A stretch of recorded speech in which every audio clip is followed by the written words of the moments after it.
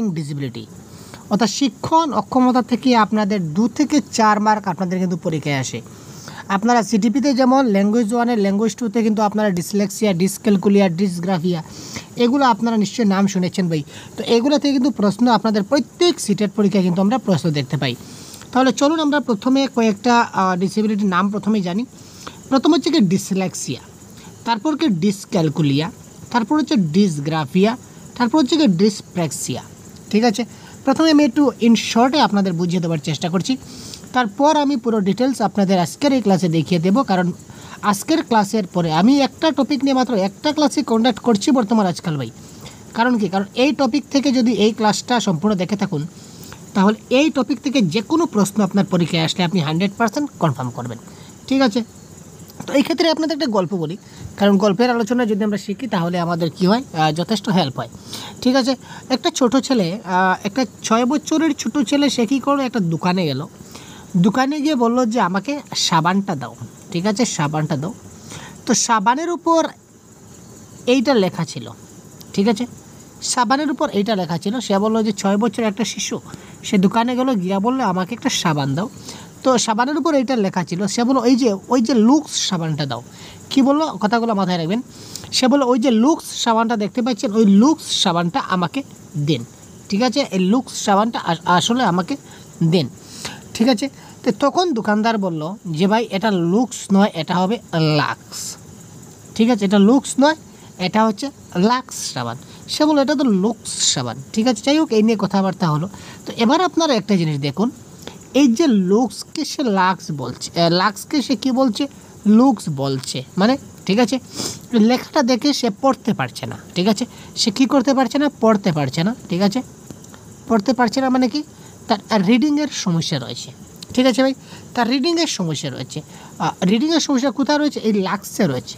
ঠিক আছে, তো এই লাক্সের সঙ্গে আমরা একটু অ্যাড করি, আপনারা মনঃসংযোগের জন্য বলছি, এখানে আপনারা যোগ করে দিন লেক্সিয়া। কি যোগ করে দিন, লেক্সিয়া। এই দেখুন লেক্সিয়া। ঠিক আছে, লেক্সিয়া মানে পড়া। ঠিক আছে, আর পড়তে পারছে না, তার সমস্যা মানে কি, ডিসলেক্সিয়া। পড়তে পারছে না, সে লাক্সকে লুক্স বলছে, যে ঠিক করে পড়তে পারছে না, তো ডেট ইজ কল, এটা তার পঠনের সমস্যা। ঠিক আছে ভাই, তো মাথায় রাখবেন যখনই ডিসলেক্সিয়া হবে এটা কী ধরনের সমস্যা হবে, এটা হবে কি, রিডিংয়ের সমস্যা। এটা আপনি মাথায় রাখবেন, এটা হচ্ছে মেনলি পঠনের সমস্যা। আরও রয়েছে, সবগুলো ডিটেলস আমরা দেখিয়ে দেবো আপনাদের, তো আপাতত এটা মাথায় রাখুন। তারপর দেখুন ডিসক্যালকুলিয়া। আচ্ছা, ক্যালকুলিয়া থেকে আপনার মাথায় কি কিছু আসছে? হ্যাঁ, আমার মাথায় আসছে অনেক কিছু। কি আসছে ভাই, ক্যালকুলেটার যখনই থাকবে তখনই plus minus into divide percentage etcetera etcetera অনেকগুলি থাকবে। তার মানে কি স্যার, তার মানে ক্যালকুলেটর দিয়ে আমরা কী করি, হিসাব নিকাশ করি। ঠিক আছে, তো হিসাব নিকাশ আমরা কখন করি, যখনই আমরা কোনো একটা গাণিতিক সমস্যা বা কোনো একটা ম্যাথমেটিক্স ক্যালকুলেশন যখন করতে যাই। এই দেখুন শব্দের মধ্যে কিন্তু চলে আসছে ম্যাথস ক্যালকুলেশন। তো যখন আমরা গাণিতিক কিছু সমাধান করব তখন আমাদের কী প্রয়োজন, ক্যালকুলেটর প্রয়োজন। ঠিক আছে, আর যাদের গাণিতিক সমস্যা রয়েছে, ঠিক আছে, যাদের গাণিতিক সমস্যা রয়েছে তারা কী করবে, যারা মানে প্লাস মাইনাস পূরণ বা করতে পারছে না তাদেরকে আমরা কী বলবো, ডিসলেক্সিয়া। তার ডিসক্যালকুলিয়া, দুঃখিত। তো ক্যালকুলিয়া থেকে মনে রাখবেন ক্যালকুলেটর, আর ক্যালকুলেটর থেকে মাথায় রাখবেন ম্যাথ। অর্থাৎ যারা ম্যাথ পারে না তাদেরকে কী বলা হয়, ডিসক্যালকুলিয়া। আচ্ছা, এবার হচ্ছে ডিসগ্রাফিয়া। তো গ্রাফিয়া মানে কি, গ্রাফিয়া মানে হচ্ছে গ্রাফ পেপার। ঠিক আছে, আমরা যখন লিখি, একটা কথা মাথায় রাখবেন, আমরা যখন লিখি তখন একটা জিনিস মাথায় রাখবেন, আমরা অতটা প্লেন পেপারে লিখি নতুবা একটা গ্রাফ পেপারে লিখি। ঠিক আছে, আমরা লিখি তো একটা হয়তো প্লেন পেপারে লিখি নতুবা গ্রাফ পেপারে লিখি। তো এইখানে লেখাটা আপনারা মাথায় রাখবেন যে আমরা কোথায় লিখি, আমরা গ্রাফ পেপারে লিখি। আমরা কোথায় লিখছি, গ্রাফ পেপারে। তো গ্রাফ পেপারে যেহেতু লিখছি, সুতরাং গ্রাফ থেকে আপনারা চলে যাবেন ডিসগ্রাফিয়ায়। তো ডিসগ্রাফিয়া মানে কি, লিখনের সমস্যা, মানে রিটেনের সমস্যা বা রাইটিংয়ের সমস্যা।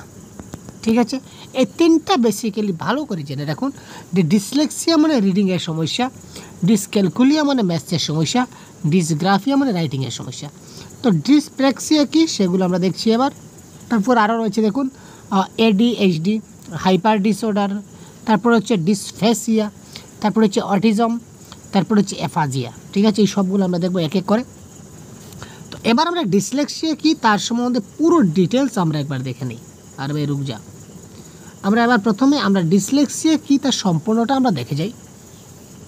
তো এই সবগুলা ক্লাসের পিডিএফ, ঠিক আছে ভাই, তাছাড়া 50টা মক টেস্ট, ঠিক আছে, সবগুলা অনলাইন ক্লাস, তাছাড়া পিডিএফ, তাছাড়া সবগুলা মক টেস্ট, 50টি মক টেস্ট যদি আপনি পেতে চান তাহলে এক্ষুনি আমাদের অফিসিয়াল গ্রুপে জয়েন হয়ে যান। অফিসিয়াল গ্রুপে জয়েন হতে গেলে আপনাকে 150 পেমেন্ট করতে হবে। আমাদের ফোনপে বা আমাদের ফোনপে নাম্বার হচ্ছে, ফোনপে নাম্বারে আপনি 150 কমেন্ট করতে পারেন। তো যদি আপনি জয়েন হতে চান তাহলে এখনই ভিডিও ডেসক্রিপশনে কমেন্ট করুন, আমরা কমেন্টে আমাদের হোয়াটসঅ্যাপ নাম্বার দিয়ে দেবো, আপনারা যোগাযোগ করলে এখান থেকে জয়েন হয়ে যেতে পারবেন। এখানে তো আপনারা অনেকগুলো ক্লাস পাবেন, তাছাড়া পিডিএফ পাবেন, তাছাড়া ক্লাসের পিডিএফগুলো পাবেন, তাছাড়া 50টার বেশি মক টেস্ট পাবেন। মক টেস্ট আমাদের কন্টিনিউ চলছে, 12 নম্বর 13 নম্বর মক টেস্ট চলছে। তো আপনারা যারা এখন জয়েন হবেন তারা পুরানো মক টেস্টগুলো, প্রিভিয়াস মক টেস্টগুলো দিতে পারবেন, সেই ব্যবস্থা আমরা করে দেবো, ঠিক আছে ভাই। তো দেখুন, ডিসলেক্সিয়া মানে কি, আগে বলেছিলাম ডিসলেক্সিয়া মানে কি রিডিং বা পঠনগত অক্ষমতা। ডিসলেক্সিয়া মানে কি তার পড়ার সমস্যা, অর্থাৎ পঠনগত সমস্যা, সে পড়তে পারছে না। ডিসলেক্সিয়া শব্দটি গ্রিক শব্দ থেকে এসেছে, যার আক্ষরিক অর্থ দাঁড়ায় শব্দ সংক্রান্ত সমস্যা। প্রশ্ন আসতে পারে এই ধরনের। ডিসলেক্সিয়া শব্দটি গ্রিক শব্দ থেকে এসেছে, যার আক্ষরিক অর্থ দাঁড়ায় কি শব্দ সংক্রান্ত সমস্যা। ডিসলেক্সিয়া মূলত একটি স্নায়বিক অসামঞ্জস্যতা, যার ফলে একজন মানুষের ভাষা শিকার এবং ব্যবহার করার যে মূল দক্ষতা যেটা অর্জন করা সেটা কঠিন হয়ে দাঁড়ায়, ঠিক আছে। খুব সহজ ভাষায় বলতে গেলে এই সমস্যায় আক্রান্ত ব্যক্তির অর্থাৎ ডিসলেক্সিক পড়তে বিশেষ অসুবিধার সম্মুখীন হতে হয়। এক কথায় আপনার এত সব জানার দরকার নেই, এক কথায় মাথায় রাখুন, ডিসলেক্সিয়া শব্দটা গ্রিক শব্দ থেকে এসেছে, যার আক্ষরিক অর্থ হচ্ছে শব্দ সংক্রান্ত সমস্যা, এবং যে ব্যক্তি ডিসলেক্সিয়া আক্রান্ত হয় সে পড়তে পারে না, এটা তার পঠনগত সমস্যা। কোনো ব্যক্তি যদি পঠনগত সমস্যা থাকে, তার রিডিংয়ের সমস্যা থাকে, সে রিডিং করতে পারছে না, পড়তে পারছে না, ঠিক আছে, এটাকে আপনারা কি বলবেন, তার ডিসলেক্সিয়া হয়েছে, এটা আপনারা তাকে বলবেন, ঠিক আছে। তবে এটি শারীরিক অন্যান্য সমস্যা যেমন চোখ কিংবা কান কিংবা বুদ্ধিমত্তার সাথে সরাসরি সম্পর্কযুক্ত নয়। এই সমস্যাটা চোখ কিংবা কান কিংবা বুদ্ধিমত্তার সাথে সরাসরি সম্পর্কযুক্ত নয়। পৃথিবীর অনেক সফল এবং বুদ্ধিমান ব্যক্তিও কিন্তু ডিসলেক্সিয়ায় আক্রান্ত ছিলেন বলে ধারণা করা হয়। তো ডিসলেক্সিয়ায় আক্রান্ত কয়েকজন ব্যক্তির নাম দেখতে পাচ্ছেন। আলবার্ট আইনস্টাইন, শুনলে আশ্চর্য হবেন, আলবার্ট আইনস্টাইনও কিন্তু কোনো এক সময় ডিসলেক্সিয়ায় ভুগেছিলেন, ঠিক আছে। Leonardo da Vinci, Saint Teresa, Napoleon, Winston Churchill, Carl Jung, ঠিক আছে, টমাস এডিসন, ঠিক আছে, স্টিভ জবস, সব বর্তমানকালের অনেকজন রয়েছেন যারা কি ডিসলেক্সিয়া আক্রান্ত হয়েছিলেন কোনো না কোনো একজন সময়ে। তো এবার ডিসলেক্সিয়ার লক্ষণ কী কী আমরা একটু দেখে নিই, তাহলে আমাদের সুবিধা হবে। উল্টো বর্ণ অর্থাৎ বিকে ডি স্তরে পড়া, অনেকে এই যে বি রয়েছে, এই বি এবং ডি, কোনটা বি এবং কোনটা ডি শিশুটা কিন্তু চিনতে পারে না। অনেক সময় তারা বিকে, এই যে বি দেখতে পাচ্ছেন, এই বিকে তারা ডি বলবে, অনেক সময় বা ডিকে বি বলে, এই ধরনের সমস্যা আমরা দেখতে পাই। এটা হচ্ছে তার ডিসলেক্সিয়ার লক্ষণ। আবার অনেক সময় এই যে 9 এবং 6, 9 এবং 6, অনেক সময় তারা এটা থেকে এটাকে 6 বলে, এটাকে 9 বলে, কোনটা 6 এবং কোনটা 9 তারা সঠিক ধারণা দেখে বুঝতে পারে না এবং পড়তে তারা উল্টাপাল্টা করে দেয়, ঠিক আছে। উল্টো বর্ণ বা অক্ষর যেমন ডিকে বি পড়া, যেমন ডগকে তারা বক পড়ে স্কুলে, ডগের স্কুলে তারা কী করবে, বক বলে দেবে, অথবা এমের স্থলে ডাব্লিউ পড়বে, এম এইভাবে, তো তারা বলবে ডাব্লিউ এইভাবে, মানে উল্টো রয়েছে। তো উল্টোর ধারণা তাদের মধ্যে তখন আসে না, ঠিক আছে। তো এটা যখন তারা পড়তে পারে না তখন বুঝে নেবেন যে তার কী হয়েছে, তার ডিসলেক্সিয়ার সমস্যা দেখা দিচ্ছে।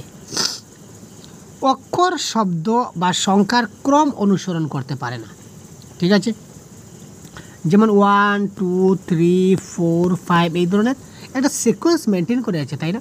তো যারা ডিসলেক্সিয়া আক্রান্ত হয়েছে তারা কিন্তু এই যে সিকোয়েন্সটা তারা মেনটেন করতে পারে না, বা এ বি সি ডি এই ধরনের রয়েছে, ভাই এ বি সি ডি রয়েছে, একটা সিকোয়েন্সে 26 পর্যন্ত রয়েছে।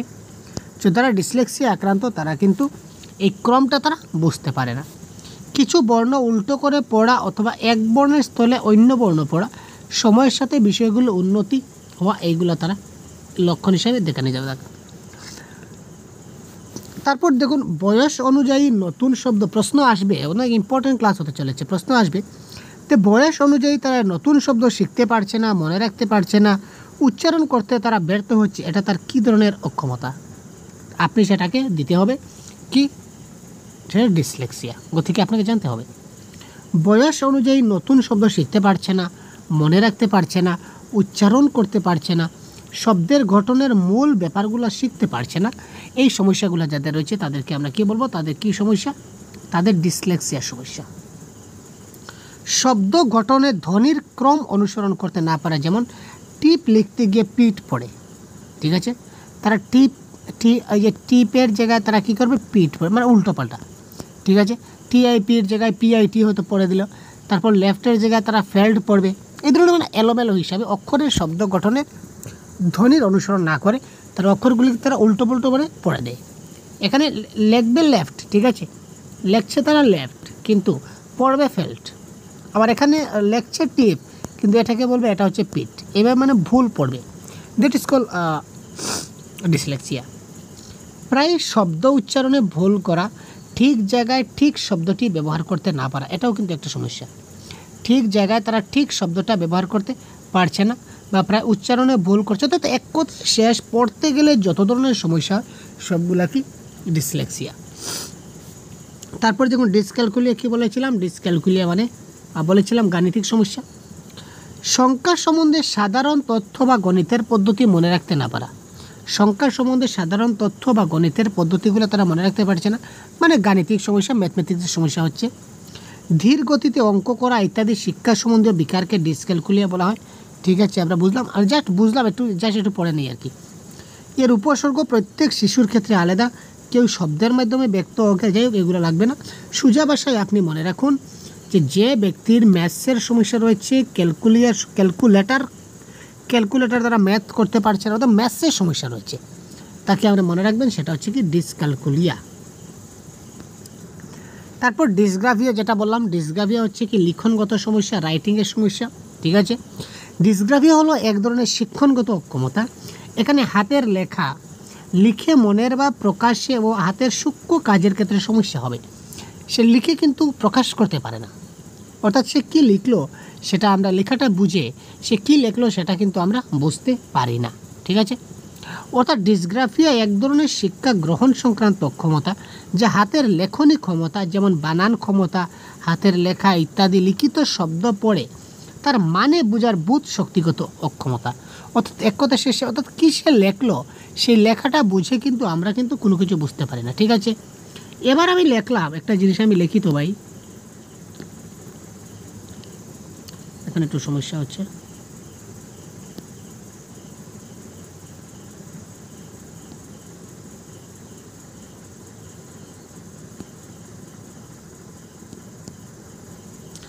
সচ পুচ বকত, আপনি কিছু বুঝলেন? আপনি তো পড়তে পারলেন সেটা সচ পুচ বকত আমি লিখেছি, কিন্তু এটার কি কোনো মিনিং দাঁড়ালো? এটা কি মিনিং হলো ভাই? কোনো কিছু সময় আমি কী বলতে চাইছি? ছচ পুচ বকত বলে আমি কি বলতে চাইছি আপনাকে? আপনি কিছু বুঝতে পারছেন? আপনি কিছু বুঝতে পারছেন না, দ্যাট ইজ কল ডিসগ্রাফিয়া। এই ধরনের শিশুরা যখন লিখবে যা পড়ে কোনো কিছু বোঝা যাবে না, that is call one type of dysgraphia, ঠিক আছে? তো ডিসগ্রাফিয়ায় আক্রান্ত শিশুদের জন্য হাতের লেখনীর ক্ষমতার বিকাশ সময় এবং পরিশ্রম করতে হয়। এবার দেখি ডিসপ্র্যাক্সিয়া। এবার আমরা দেখব ডিসপ্র্যাক্সিয়া। মোটর স্কিলগত যে সমস্যা, সূক্ষ্ম কাজ করতে সমস্যা, অর্থাৎ motor skill development. Motor skill মানে কি? মোটর স্কিল যেমন কলম ধরতে পারছে না, জুতোর ফিতা বাঁধতে পারছে না, ছোটো ছোটো কাজ যেগুলো, তার ছোটো ছোটো অঙ্গ সঞ্চালনের মাধ্যমে যে কাজগুলো হয়, টাই লাগাতে পারছে না, ফুটবলে শট দিতে পারছে না, এগুলো তার মোটর স্কিলগত সমস্যা, ঠিক আছে? এই মোটর স্কিলগত যে ধরনের সমস্যা হবে, এই সমস্যাগুলিকে আমরা কী সমস্যা বলবো? এইগুলো হচ্ছে এক ধরনের ডিসপ্র্যাক্সিয়া, ঠিক আছে? তো ডিসপ্র্যাক্সিয়া বললে আমরা বলি না যে হাতে কলম যখন ধরে, that is call fine motor skill developed হচ্ছে। তো তার যখন ফাইন মোটর স্কিল ডেভেলপড হবে না, মোটর স্কিলের যখন সমস্যা দেখা দেবে, কয়েকটা উদাহরণ আমি দেখিয়ে দিলাম আপনাদের, যেমন কলম ধরতে পারছে না একটা সমস্যা, জুতোর ফিতা বাঁধতে পারছে না আরেকটা সমস্যা, টাই লাগাতে পারছে না আরেকটা সমস্যা, ফুটবলে শট দিতে পারছে না আরেকটা সমস্যা। তো এই ধরনের সমস্যা যখন দেখা দেবে তখন এই সমস্যাগুলোকে আমরা কী বলবো? এগুলো হচ্ছে কি ডিসপ্র্যাক্সিয়া। ADHD মানে কি? Attention deficit hyper activity disorder, এটা মানে কি একটু আমরা দেখে নিই। চঞ্চল প্রকৃতির আক্রান্ত শিশুদের প্রাথমিক বৈশিষ্ট্য, এই যারা বেশি চঞ্চল প্রকৃতির শিশু রয়েছে তাদের ক্ষেত্রে এই বিকারটা দেখা যায়, অর্থাৎ এই ডিসেবিলিটি দেখা যায়। অমনোযোগ, অতিসক্রিয়তা এবং আবেগ প্রবণতা, ঠিক আছে। যারা অমনোযোগ রয়েছে, অতি সক্রিয়তা রয়েছে এবং আবেগ প্রবণতা রয়েছে, অর্থাৎ এক কথায় যারা চঞ্চল শিশু রয়েছে তাদের ক্ষেত্রে এই ডিসঅর্ডারটা তাদের মধ্যে দেখা যায়। অ্যাটেনশন ডেফিসিয়েটেড হাইপার অ্যাক্টিভিটি, ঠিক আছে।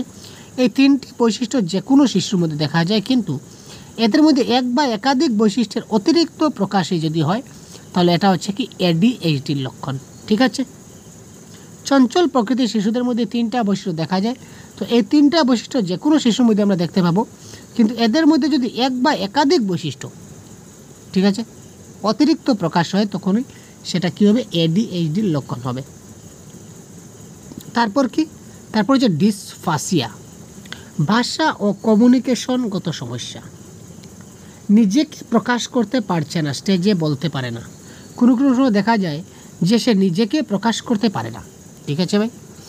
কোনো সময় দেখা যায় সে কী করতে পারছে না, নিজেকে নিজে প্রকাশ করতে পারছে না। কোনো সময় স্টেজে কথা বলতে পারছে না, স্টেজে কথা বলতে তার সমস্যা হচ্ছে, সে ঘাবড়ে যাচ্ছে, সব কিছু ভুলে যাচ্ছে, অর্থাৎ তার কমিউনিকেশনের সমস্যা রয়েছে, ঠিক আছে। বা কারোর সঙ্গে একটা বক্তৃতা দেবে, স্পিচ দেবে, নিজেকে নিজে প্রকাশ করবে, নিজেকে এক্সপ্রেশন করবে, সেটা যখন পারছে না তখন ইট ইজ কল্ড ডিসফাজিয়া।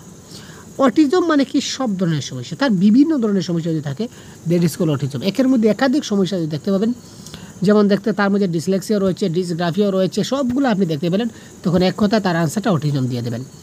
এফাজিয়া মানে ভাষা সম্বন্ধীয় সমস্যা, মানে তার ভাষা সে কী করতে পারছে না, তার ভাষাটা ডেভেলপ করতে পারছে না, তার ভাষাগত সমস্যা রয়েছে, ল্যাঙ্গুয়েজ সমস্যা, ল্যাঙ্গুয়েজ ডিসঅর্ডার, ঠিক আছে। তো এবার দেখি একদম সংক্ষেপে আমরা ডিটেলসগুলো একটু দেখে নিই। এবার দেখুন আমরা এতক্ষণ যে স্টাডি করলাম তার ছোট্ট একটা হাইলাইট আমরা দেখি। এটা আপনারা স্ক্রিনশট মারে রেখে দেবেন, আপনার অনেক কাজে লাগবে। আবার বলি, যদি অধিক ক্লাস যদি আপনারা পেতে চান বা PDF বা মক টেস্ট যদি আপনারা পেতে চান, তাহলে 150 পেমেন্ট করে অতি শীঘ্রই আমাদের অফিসিয়াল হোয়াটসঅ্যাপ গ্রুপে জয়েন হয়ে যান। এখানে আপনারা ক্লাসগুলো পেয়ে যাবেন। প্রতিনিয়ত আমাদের মক টেস্ট হচ্ছে, আজকেও আমাদের মক টেস্ট হলো, তো প্রতিদিন কন্টিনিউ মক টেস্ট চলছে, 50+ মক টেস্ট হবে। তো আপনারা যদি জয়েন হতে চান তো খুব তাড়াতাড়ি কমেন্ট বক্সে কমেন্ট করুন, আমি আপনাদেরকে হোয়াটসঅ্যাপ নাম্বার দিয়ে দেবো, এখানে আপনারা যোগাযোগ করলে জয়েন হতে পারবেন। তো দেখুন, ডিসলেক্সিয়া মানে কি, আগে বলেছিলাম ডিসলেক্সিয়া মানে কি রিডিং বা পঠনগত অক্ষমতা, এটা জানতে হবে। এখান থেকে এই মানে মূল সারমর্ম যতটুকু পড়লাম তার মূল সারমর্ম এতটুকুই। ক্যালকুলিয়া মানে কি গাণিতিক বা ম্যাথমেটিক সমস্যা, ঠিক আছে ভাই, পড়লাম তো না পড়লাম না বলুন তো। ডিসগ্রাফিয়া আমি বুঝিয়েছিলাম আপনাদেরকে যে গ্রাফ পেপারে লিখবো, গ্রাফ থেকে গ্রাফিয়া, তো লেখার সমস্যা, লিখনগত সমস্যা। ডিসপ্রেক্সিয়া মানে মোটর স্কিলগত সমস্যা। ADHD মানে কি চঞ্চল, অমনোযোগ, অতিসক্রিয়তা এবং আবেগ প্রবণতা, ঠিক আছে। এই ধরনের যারা থাকবে শিশুদের, তাদের কিন্তু এই সমস্যাটা দেখা দেবে। ডিসফাসিয়া মানে ভাষা এবং কমিউনিকেশনগত সমস্যা, এইমাত্র যে বললাম যে স্টেজে উঠে কোনো কিছু তার নিজেকে নিজে প্রকাশ করতে পারছে না। অটিজম মানে সব ধরনের সমস্যা, আর এফাজিয়া মানে ভাষা সম্পর্কিত সমস্যা। এখান থেকে 100% কনফার্ম আপনারা মার্ক পাবেন, ঠিক আছে। যদি ক্লাসটা আপনারা যদি ভালো করে দেখে না থাকেন তো আমি রিকোয়েস্ট করব আপনারা প্রথম থেকে আবার এই ক্লাসটা সুন্দর মতে ভালো করে মনোযোগ সহকারে একটু দেখে নিন, কারণ এই টপিক থেকে কিন্তু প্রশ্ন আসছে, সেটা কনফার্ম। প্রত্যেক বছরই এখান থেকে প্রশ্ন আসে, ঠিক আছে। প্রত্যেকটা জিনিস ছোটো ছোটো করে পয়েন্টগুলো আপনাদের বুঝতে হবে। সুতরাং ক্লাসটা যদি আবার দেখে না থাকেন তো আরেকবার কাইন্ডলি প্রথম থেকে দেখে নিন মনোযোগ সহকারে। তো পরবর্তীতে আবার অন্য একটা ক্লাস নিয়ে কথা বলবো। ভালো থাকবেন, সুস্থ থাকবেন, আমাদের সঙ্গে থাকবেন। ধন্যবাদ।